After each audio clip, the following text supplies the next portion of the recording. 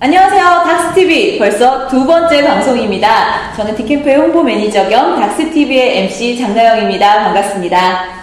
네, 선생님들 첫 번째 방송은 좀 재밌게 보셨어요? 첫 번째 방송보다 두 번째 방송은 더 재밌을 겁니다. 그만큼 저희가 특별한 분을 또 오셨거든요. 자, 오늘 모신 선생님은 정말 독특한 이력을 가지고 계신 분이세요.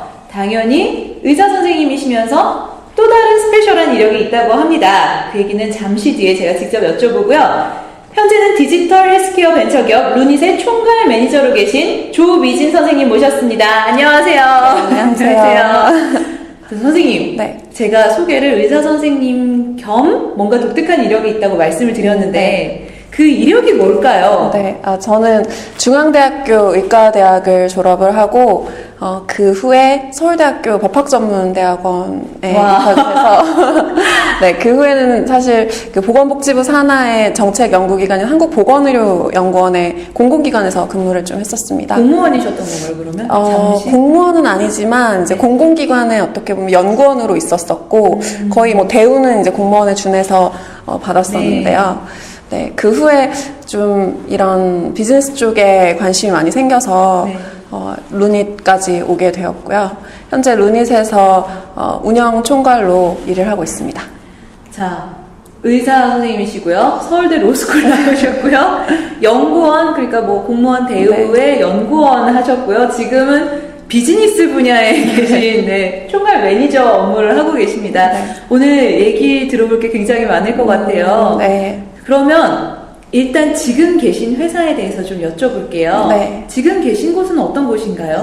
네, 루닛이라는 회사는 2013년 8월에 설립이 됐습니다. 그래서 저는 창립 멤버는 아니었지만 카이스트에서 이런 공학을 전공한 사람들 6명이 처음에 모여서 회사를 설립을 했어요. 그래서 인공지능이라고 요새 굉장히 좀 많은 분들이 관심을 가지고 계시는 영역인데 그쵸. 그 분야에 굉장히 훌륭한 기술을 보유를 하고 있습니다. 그래서 특히 이런 인공지능을 이미지 인식에 적용을 하는 그런 세계적인 큰 대회가 있는데 그런 대회에서 매년 굉장히 좋은 성적을 거두던 팀이었어요. 그래서 이 팀 멤버들끼리 창업을 하게 됐고 그 대회가 작년에도 열렸었는데 작년에 이제 5위를 해서 사실 구글보다도 더 좋은 성적이었거든요. 그게 전 세계에서 네, 전 세계에서 글로벌 네, 그래서 뭐 유수 대학, 옥스퍼드 대학이나 이런 유수 대학들도 참여를 하고 뭐 IBM이라든지 구글이라든지 이런 인공지능에 관해서 이쪽 분야에서 일을 하는 모든 그런 엔지니어들은 거의 참여를 하는 대회라고 생각을 하시면 될 것 같아요. 거기서 구글을 누르고 네, 5위까지 좋은 성적을 거두셨는데 네, 그래서 사실 그런 이제 기술도 굉장히 좋은 기술을 가지고 있지만 또는 이런 인공지능을 사실 어느 영역에 적용할 건지에 대해서는 회사들마다 굉장히 보는 포인트들이 다르거든요. 그렇죠. 그래서 저희 회사 같은 경우에는 그 의료 영상에 이 인공지능 기술을 한번 적용해보자 이런 생각을 가지고 뭐 유방 촬영 영상이라든지 아니면 흉부 촬영 영상, 뭐 CT나 아니면은 또 그 병리 슬라이드에서 유사분열 세포, 암을 진단할 때 많이 보는데요. 그런 유사분열 세포를 찾아내서 수를 세어주는 뭐 그런 식의 알고리즘을 만들어서 그걸 의료 데이터에 적용해보는 그런 일들을 하고 있습니다. 되게 재밌는 회사를 다니시는 것 같아요. 네, 재밌어요. 그 루닛이 구글도 누르고 네. IBM 이런 IBM? 회사들도 다 나오긴 하지만 네. 저희보다 물론 잘하는 회사도 내 회사나 있었었던 거고요. 네, 좀 아실만한 회사 중에선 저희 회사 홍보 차원에서 항상 작년에는 구글보다 높은 순위를 기록했다 이렇게 말씀을 드리고 있습니다. 네. 네, 구글보다 높은 수준을 기록했다는 루닛. 사실 인공지능을 의료 쪽에 접목을 시킨다는 게 그냥 얼핏 들어서는 잘 상상이 안 가거든요. 네. 영상 쪽에 접목을 시켰다라고 네. 말씀을 하셨는데 그게 어떻게 그 선생님들께서 실제로 의료 활동을 하실 때 네. 어떻게 적용을 하실 수 있을까요? 네, 그런 부분이 사실 의사 선생님들은 제일 많이 궁금하실 네. 것 같아요. 그리고 뭐 궁금한 차원을 넘어서서 최근에 알파고 이후로는 좀 걱정을 하시는 선생님들도 많으신 것 같아요. 그러니까 이 인공지능 소프트웨어가 컴퓨터가 의사를 대체하게 되지 않을까.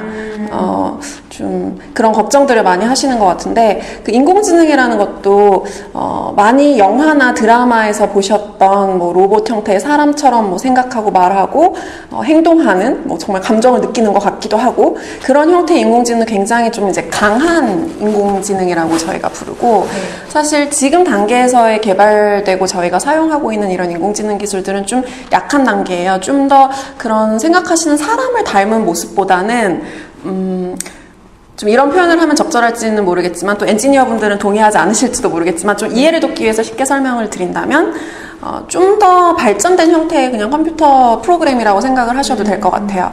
다만 이제 그 기존의 컴퓨터 프로그램이 프로그래밍 된 것만, 인간이 이제 코딩을 다 해서 프로그램 된 것만 결과로 보여줄 수 있었던 것에 비하면, 지금 이제 인공지능 알고리즘을 이용을 하게 되면 저희가 그걸 일일이 컴퓨터에게 이 뭐 흉부 영상에서 어느 부분이 폐암이다, 아니면 어느 부분이 뭐 폐결절이다, 이런 걸 일일이 찍어서 가르쳐 주지 않아도 폐결절이 있는 흉부 엑스레이 영상을 많이 보여주게 되면, 많이 학습을 시켜주게 되면 얘가 스스로 그 공통된 그 폐결절의 패턴들을 인식을 하게 되는 거죠.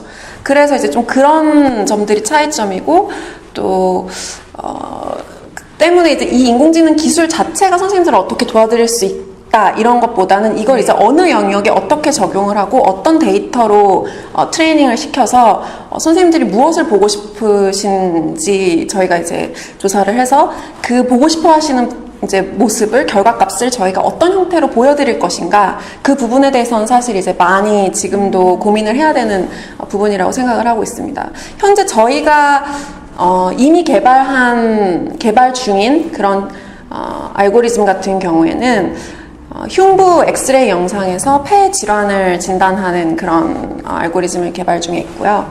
또 다른 하나는 유방 촬영 영상에서 유방암 병변을 찾아내고 위치를 보여주는 그런 소프트웨어를 개발을 하고 있습니다. 또 아까 말씀드렸던 것처럼 병리 슬라이드에서 암 진단의 필수적인 요소인 유사분열 세포를 디텍트해서 보여드리는 그런 소프트웨어도 현재 개발 중에 있고요. 그 외에도 이제 다양한 의료 영상들에 저희 기술을 접목을 할 수 있을 거라고 생각을 해요. 장기적으로는 뭐 CT나 MRI 같은 3차원, 그러니까 2차원 이미지들이 여러 장 쌓인 그런 영상이라든지, 아니면 뭐 초음파나 뭐 내시경처럼 시간까지 더해진 4차원 영상들까지도 결국에는 적용이 될 거라고 생각을 합니다. 이렇게 되면 선생님들이 흉부 영상 보시는데 한 장을 보는 데는 시간이 얼마 걸리지 않지만 이 양이 굉장히 많기 때문에 그 보시면서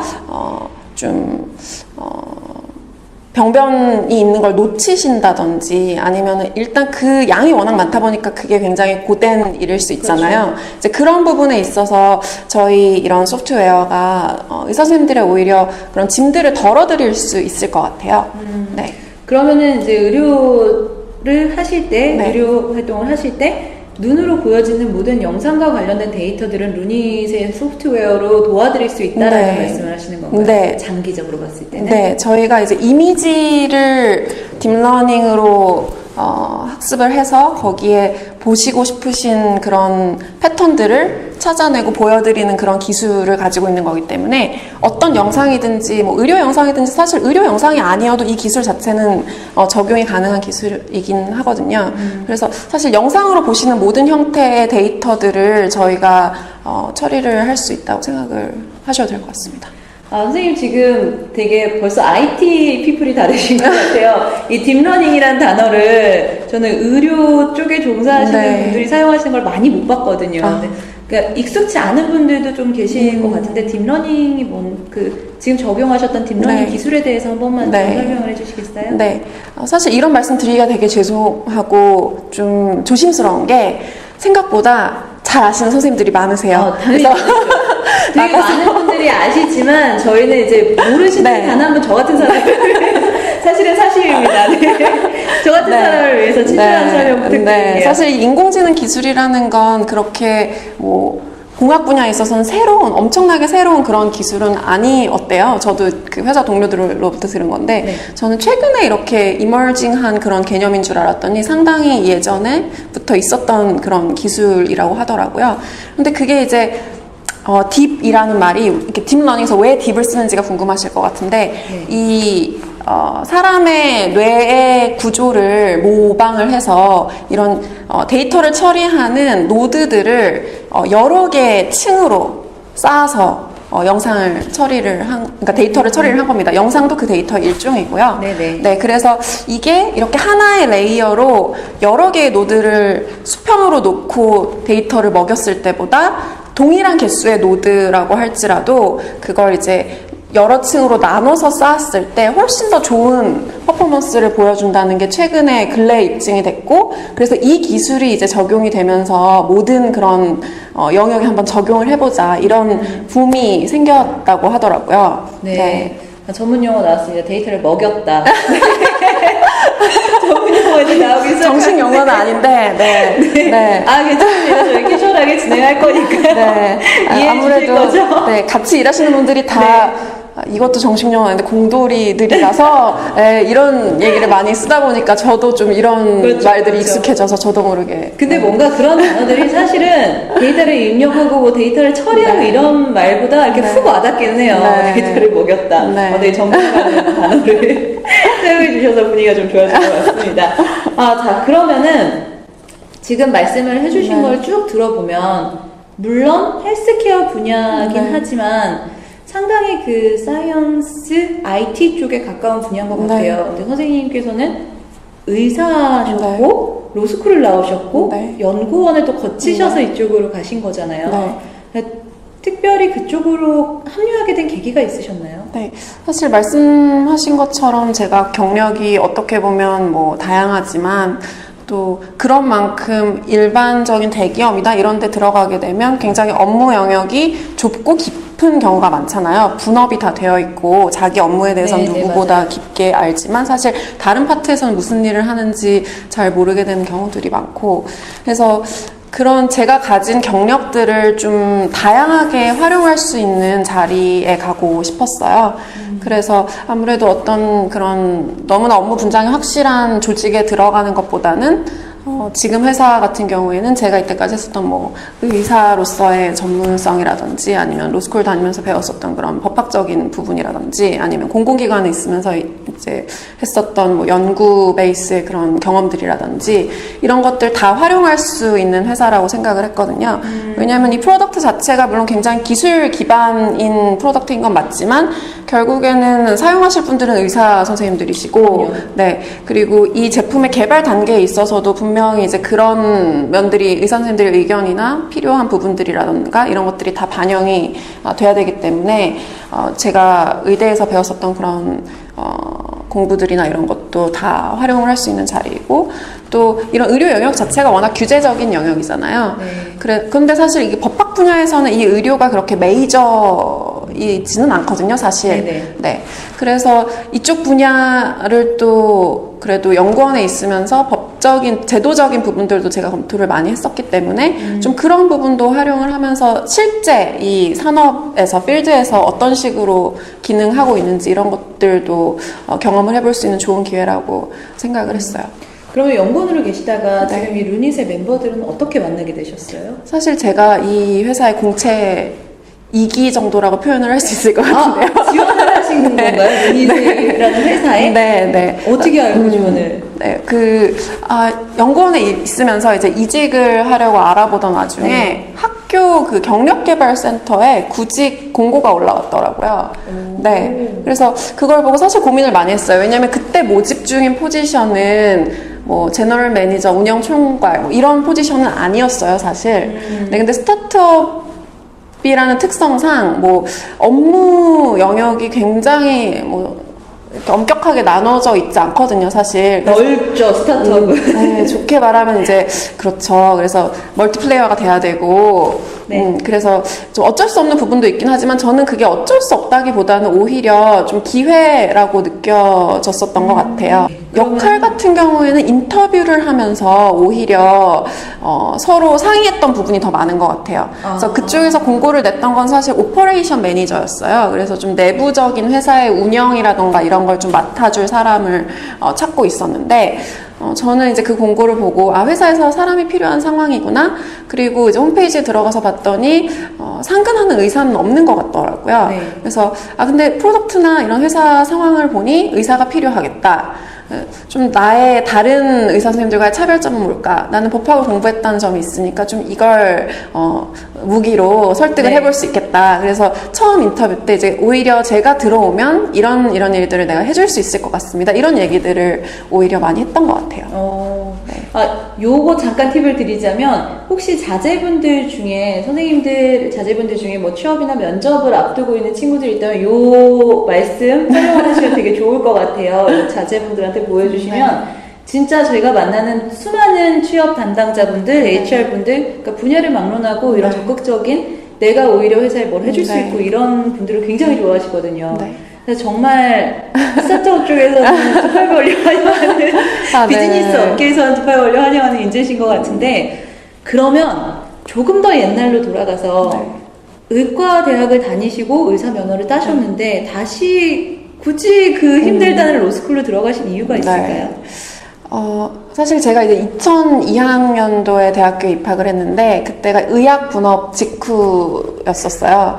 그래서 굉장히 분위기도 좀 어수선했었고, 뭐 의사 선생님들 사이에서나 아니면 의대생들 사이에서도 이런 뭐 보건의료 정책에 대한 좀 개선의 요구 목소리가 높았어요. 네. 그래서 좀 자연스럽게 이제 그런 분위기에서 보건의료 정책이 뭐가 문제길래 이렇게 선배들이나 뭐 선생님들이나 교수님들이 이렇게 뭐가 잘못됐다고 얘기를 많이 하는 걸까? 뭐가 문제인지 되게 궁금했고, 좀 이제 알아보다 보니까 이쪽으로 하시는 분들이 생각보다 별로 없다는 생각이 들어서, 나는 관심도 있고 의지도 있으니 한번 해보자 이런 생각으로 그 졸업할 때까지 좀 여기저기 인턴도 하면서 많이 알아봤었어요. 그래서 졸업 심지어 하시기 전부터 알아보신 방학 거예요? 때는 의대생들은 그래도 좀 다른 탁과생들보다는 뭐 다른 인턴이나 이런 거에 대한 부담이 좀 적은 편이었거든요. 저희 때는. 요새는 또 그렇지도 않은 것 같아요. 네. 이게 세월이 1년 사이에 정말 많이 바뀌더라고요. 네. 그래서 이제 그러다가 졸업할 때쯤 되니까 마침 법학전문대학원 제도가 저희 나라에 도입이 됐어요. 우리나라에 도입이 돼서 이건 뭔가 내가 보라고 하는 시험인가 보다 이런 생각이 좀 들었어요. 그래서 이제 그때부터 준비를 해서 본과 3학년 졸업 후반부부터 이제 추이를 보다가 본과 4학년 때 이제 그 제도 도입 결정이 나서 졸업하자마자 이 법학전문대학원 입시 준비를 시작을 해서 들어오게 됐습니다. 대단하시네요. 그래서 사실 지금 생각해보면 그렇게까지 했어야 됐나 싶기도 한데 졸업식도 못 갔어요. 그 공부를 하겠다고. 의과대학 졸업식도 안 갔어요.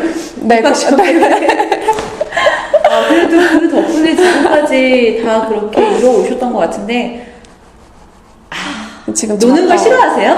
혹시? 너무 좋아합니다. 취미가 막 서적 보기, 자격증 따기 이런 거. 아니에요. 전혀 아니고 저는 사실 좀 액티브한 걸 좋아해서 대학교 때 동아리도 야구부를 했었어요. 정말? 여자분이 야구부. 제가 물론 야구를 직접 한 건 아니었지만 야구 기록을 했었어요.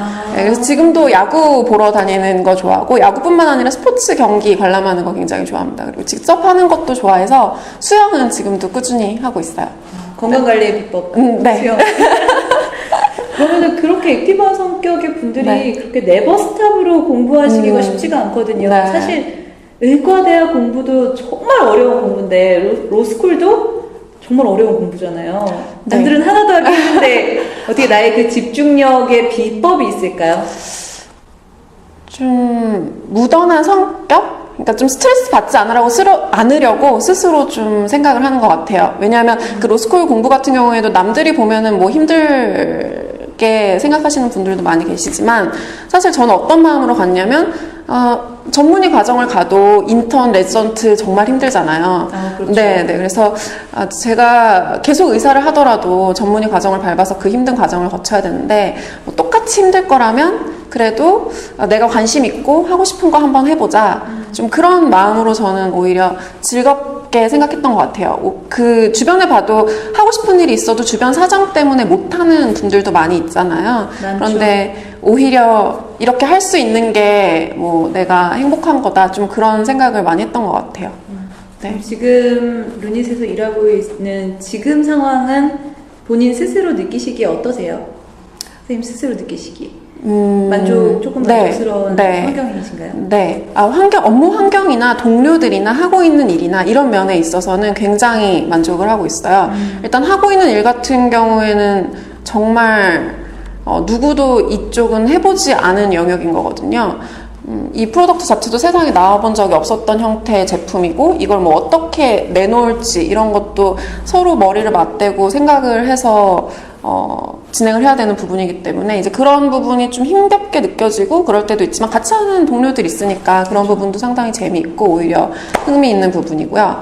또 뭐 동료들 같은 경우에 일단 너무 다들 좋아요. 그래서 처음 제가 인터뷰를 볼 때도 경영진들이랑 인터뷰를 보고 마지막 인터뷰 같은 경우에는 저희 회사 구성원들이랑 다 같이 식사하면서 얘기를 했었거든요.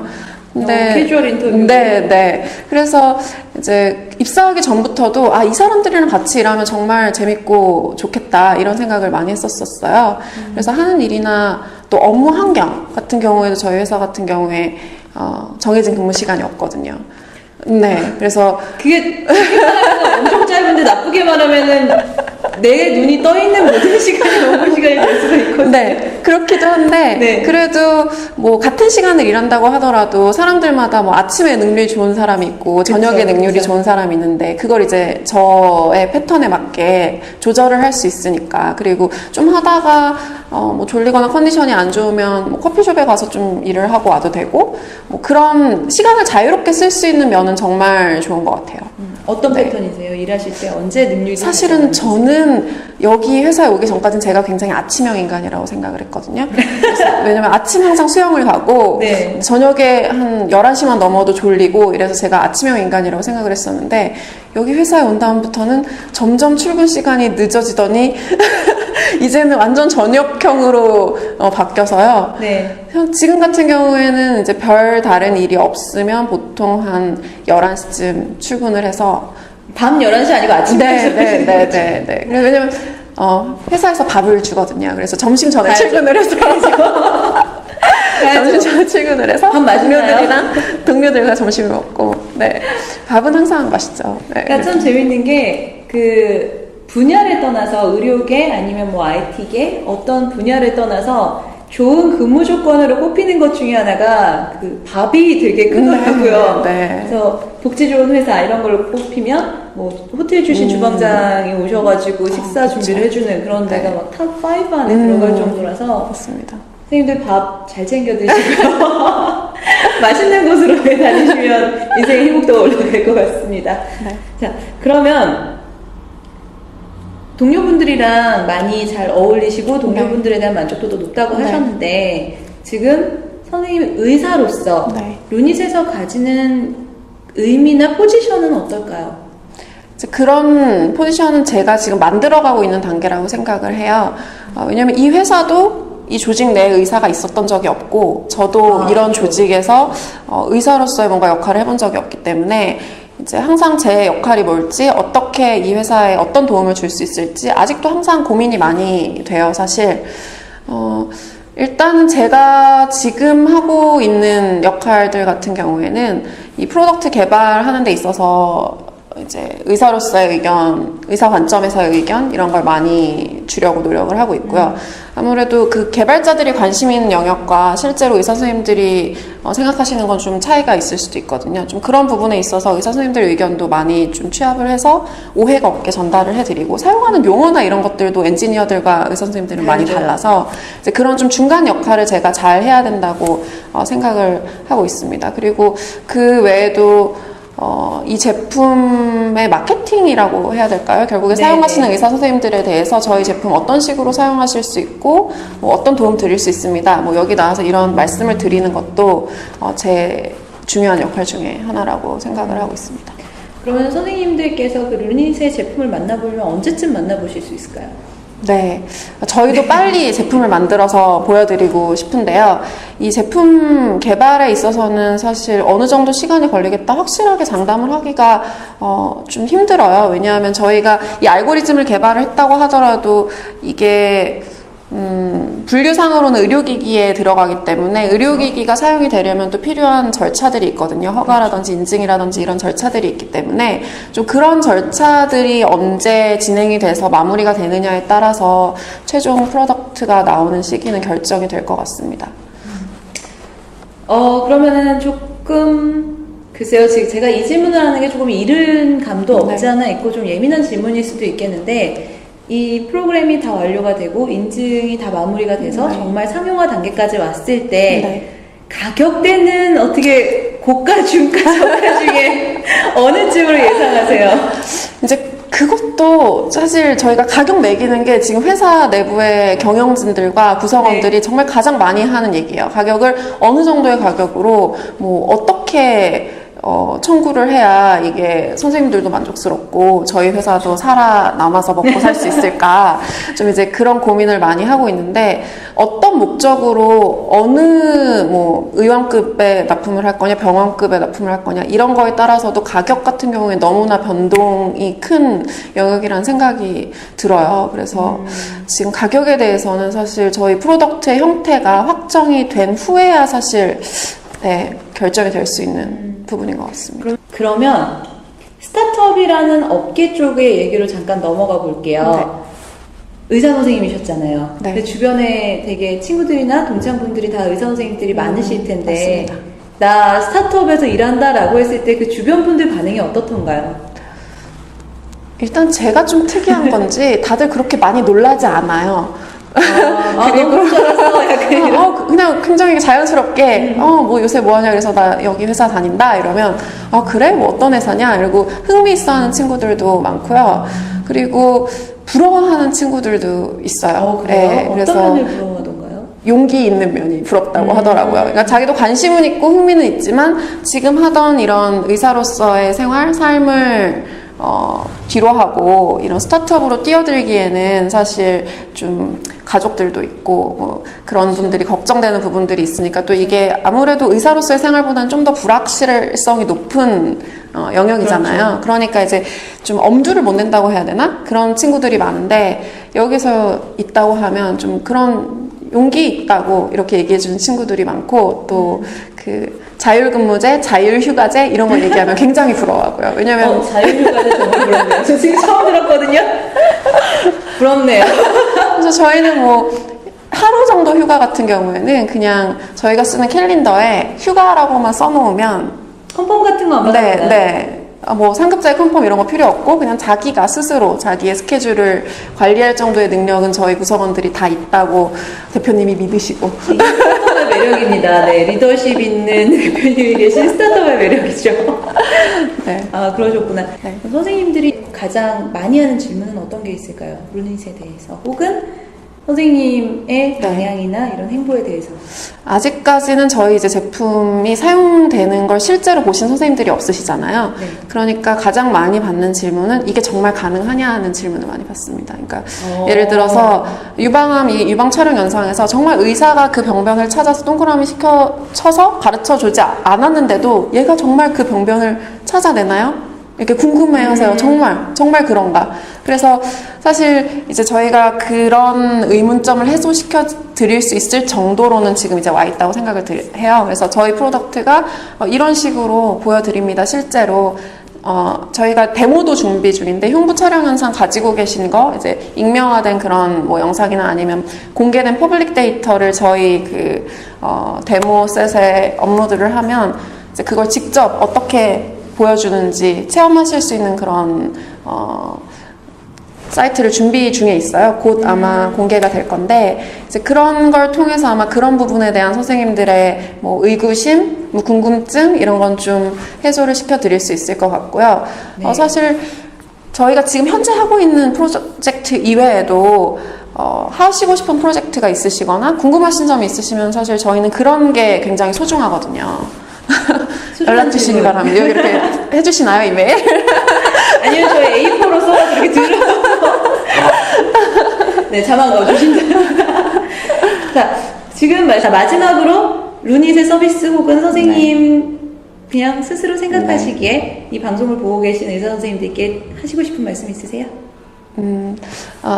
저희가 이런 인공지능을 활용해서 의료 분야의 프로덕트를 개발하는 데 있어서 선생님들께서 많이 도와주시고 또 저희 제품에 대한 의견도 많이 주시고 이런 것들을 사실 부탁하는 의미에서 오늘 이 자리에 나왔습니다. 네. 그래서 선생님은 일상적으로 의료 영상을 보시면서 뭐 좀 불만족스러우셨던 부분들이나 아니면 좀 이런 부분에 뭐 인공지능을 이렇게 접목해보면 어떨까 이런 아이디어를 가지고 계시는 선생님들이 있으시다면 언제든지 편하게 연락을 주셔도 좋을 것 같습니다. 네, 자막 나가고 있죠? 네, 자막 나가고 있으니까 이쪽으로 편하게 뭐 이메일이라던가 연락을 좀 주시고요. 제가 1화 때도 그랬고 2화 때도 느끼는 거지만 IT와 접목된 헬스케어는 소위 사회에서 위화감을 조성하는 것처럼 뭐 누군가의 일자리를 뺏는 게 아니라 선생님들께서 더 편하게, 더 정확하게 일을 하실 수 있도록 돕는 역할인 것 같습니다. 자, 실리콘밸리에서도 주목하고 있는 루닛의 서비스. 언젠가 미국까지 그리고 글로벌하게 나갈 텐데요. 루닛과 함께 총괄 매니저로 계신 조미진 선생님의 소식도 앞으로도 기대하겠습니다. 자, 저는 3회 때 다시 인사드릴게요. 감사합니다. 감사합니다.